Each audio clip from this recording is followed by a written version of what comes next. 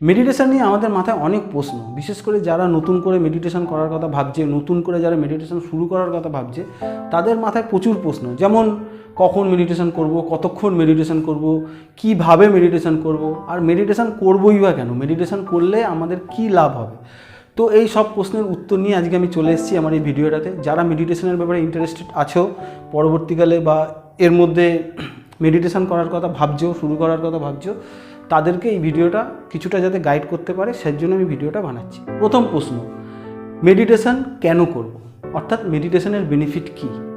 দেখো বন্ধুরা, মেডিটেশনের প্রচুর বেনিফিট। আমি যদি একটা দুটোও বলি তাহলেও তোমাকে বলবো, সবার প্রথম মেডিটেশন করলে যেটা হয় সেটা হচ্ছে পরিবারে অশান্তি অনেক কমে যায়, ঝগড়াঝাটি অনেক কমে যায়। যেহেতু মেডিটেশন করার ফলে আমাদের মাইন্ড খুব ঠান্ডা হয়ে যায়, আমাদের রাগ চট করে যে রেগে যাওয়ার প্রবণতাটা সেটা অনেক কমে যায়। শুধুমাত্র যে স্বামী স্ত্রীর মধ্যে রাগারাগি কমে যাবে হবে না তা না, এটা কিন্তু ওভারঅল একটা এফেক্ট করে ফ্যামিলির উপর। ফ্যামিলিতে হ্যাপিনেস রাখার জন্য কিন্তু মেডিটেশন করা খুব জরুরি। দ্বিতীয় যেটা বাড়ে সেটা হচ্ছে ফোকাস আর কনসেন্ট্রেশন, এই দুটো বাড়ানোর জন্য আমাদের মেডিটেশন করা উচিত। আমরা যারা প্রফেশনের সঙ্গে যুক্ত, যারা সারাদিন আমাদেরকে এক জায়গায় বসে কাজ করতে লাগে, তারা কিন্তু আমাদের এই ধৈর্য বা ফোকাস বা কনসেন্ট্রেশন বাড়ানোর জন্য আমাদের মেডিটেশন করা উচিত। আর যারা স্টুডেন্ট, যারা পড়াশোনায় চট করে মন বসে না, একটু পড়ার পরেই মন চঞ্চল হয়ে যায়, এদিক ওদিক মন ছুটে যায়, তাদের কিন্তু মেডিটেশন করা খুবই জরুরি। আর সব থেকে ইম্পর্টেন্ট একটা কারণ, যে কারণে আমাদের মেডিটেশন করা উচিত, সেটা হলো আমাদের কর্টিসল হরমোনের ক্ষরণকে মেডিটেশন বন্ধ করে দেয় বা অনেকটাই কমিয়ে দেয়। এই কর্টিসল হরমোন হচ্ছে সেই হরমোন যেটাকে আমরা একটা খারাপ হরমোন বা বাজে কেমিক্যাল বা বাজে হরমোন হিসেবে ধরতে পারি, যে কিন্তু আমাদের উদাস হওয়ার পিছনে কারণ। আমরা যে উদাস হয়ে যাই, আমরা যে মন মরা হয়ে পড়ি, আমাদের যে কোনো কিছু ভালো লাগে না, তার পিছনে এই কর্টিসল হরমোনই কারণ। তো আমরা যদি মেডিটেশন করি তাহলে কিন্তু এই কর্টিসল হরমোন যেটা আছে সেটা কিন্তু আস্তে আস্তে কমতে থাকে তার লেভেল, এবং তুমি যত বেশি দিন প্র্যাকটিস করতে থাকবে, করতে করতে করতে একটা সময় কিন্তু কর্টিসল হরমোনের ক্ষরণ প্রায় বন্ধই হয়ে যাবে। মেডিটেশন করলে আরও একটা উপকার আমরা পেতে পারি। আমরা অনেকেই জানি যে কিছু লোক আছে যাদের রাতে ঠিক মতন ঘুম হয় না, ঘুমের প্রবলেম হয়, তারা রাতের বেশিরভাগ সময় জেগে থাকে, তাদেরকে মেডিসিনের হেল্প নিতে হয়। এই ধরনের লোক যদি রেগুলার মেডিটেশন করে, তার কিন্তু এই প্রবলেমটাও সলভ হয়ে যায়, অর্থাৎ সে তার রাতে ডিপ স্লিপ হয়। এই তো গেল আমরা কেন মেডিটেশন করব। দেখো, আমি তোমাদেরকে যে কটা কারণ বলেছি খুবই সামান্য কারণ, এরকম আরও প্রচুর কারণ আছে। তোমরা চাইলে গুগল থেকে দেখে নিতে পারবা, ইউটিউবে প্রচুর ভিডিও আছে, সেগুলো চেক আউট করতে পারো। আমি ওগুলো নিয়ে বলতে গেলে ভিডিও অনেক লম্বা হয়ে যাবে, আরও অনেক কথা আমার বলার আছে, তাই আমি আগে এগোচ্ছি। দ্বিতীয় প্রশ্ন হচ্ছে যে কিভাবে মেডিটেশন করব, অর্থাৎ শুয়ে বসে দাঁড়িয়ে কিভাবে মেডিটেশন করব। মেনলি মেডিটেশন করার নিয়ম হচ্ছে স্ট্রেট হয়ে বসা। তোমরা বিভিন্ন রকমভাবে বসতে পারো। দেখো, আমি কয়েকটা বসার ছবি এখানে দিয়ে দিচ্ছি, তোমরা এইরকমভাবে বসতে পারো, অথবা এইরকমভাবে বসতে পারো, অথবা এইরকমভাবে বসতে পারো। তো এই 2-3 রকমভাবে তোমরা বসতে পারো। আর যারা বসতে অনেকক্ষণ না পারো, বয়স্ক লোক, তারা কিন্তু শুয়েও করতে পারে ব্যাপারটা, ঠিক আছে।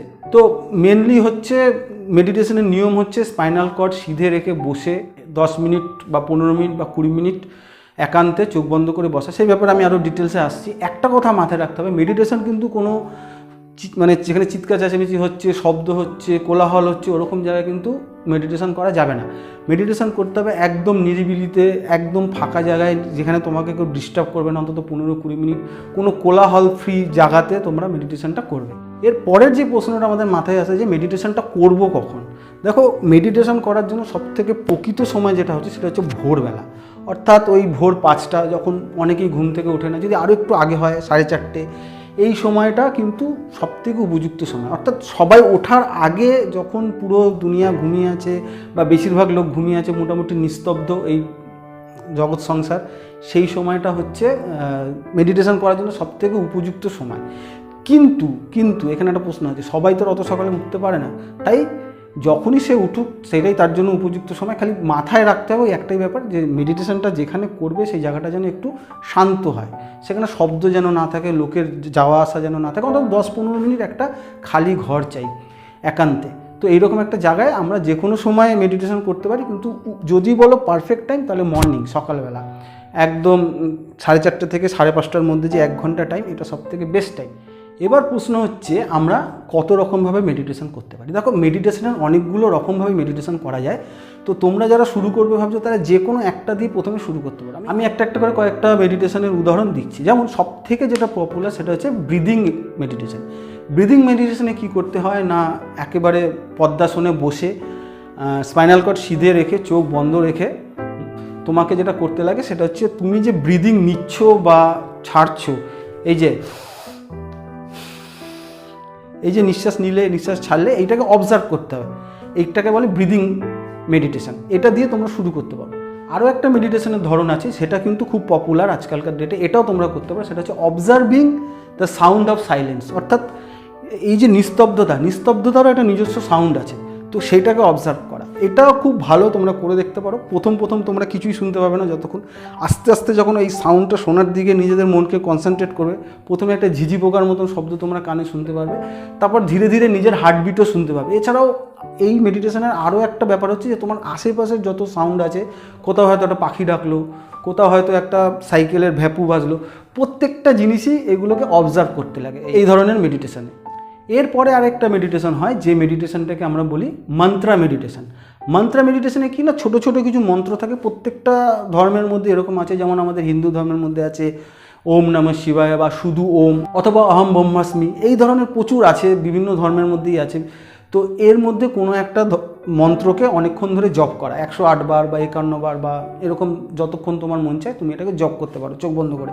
এটাও কিন্তু একটা মেডিটেশনের পদ্ধতি, এটাকে বলা হয় মন্ত্রা মেডিটেশন।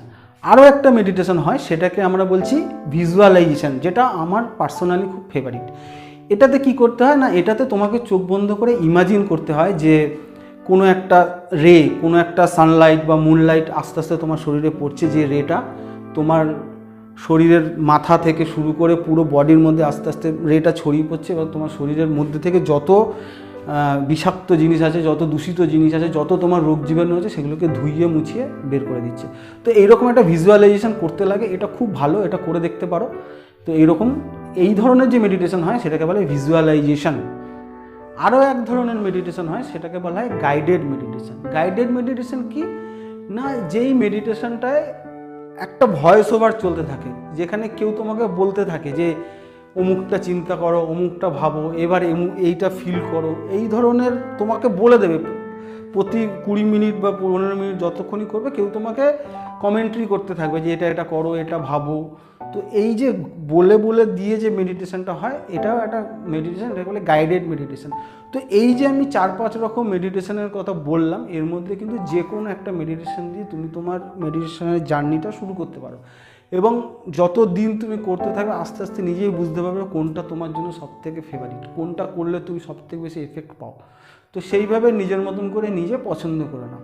মেন কাজ হচ্ছে শুরু করো। প্রথমে হয়তো 10-15 মিনিট বসতে পারবে না, প্রথমে টার্গেট রাখো 2 মিনিট বসবো।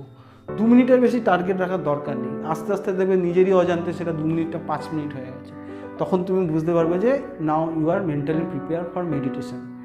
তো এইরকমভাবে তোমরা মেডিটেশন করতে পারো। তাহলে আজকে ভিডিওটা এখানেই শেষ করলাম। মেডিটেশনের উপরে ভিডিওটা তোমাদের কেমন লাগলো জানিও, কমেন্টস তো আছেই খোলা, সেখানে লিখতে পারো, অথবা লাইক ডিসলাইক বাটনও আছে, সেটা প্রেস করে জানাতে পারো তোমাদের মতামত।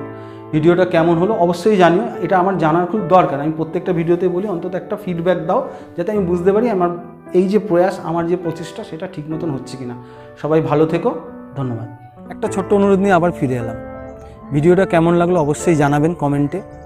যদি শেখার মতন কিছু থাকে তাহলে পরিবারের লোকের সঙ্গে ভিডিওটা অবশ্যই শেয়ার করবেন। আর হ্যাঁ, আমাদের এই প্রয়াস যদি ভালো লাগে চ্যানেলটিকে অবশ্যই সাবস্ক্রাইব করবেন। ধন্যবাদ।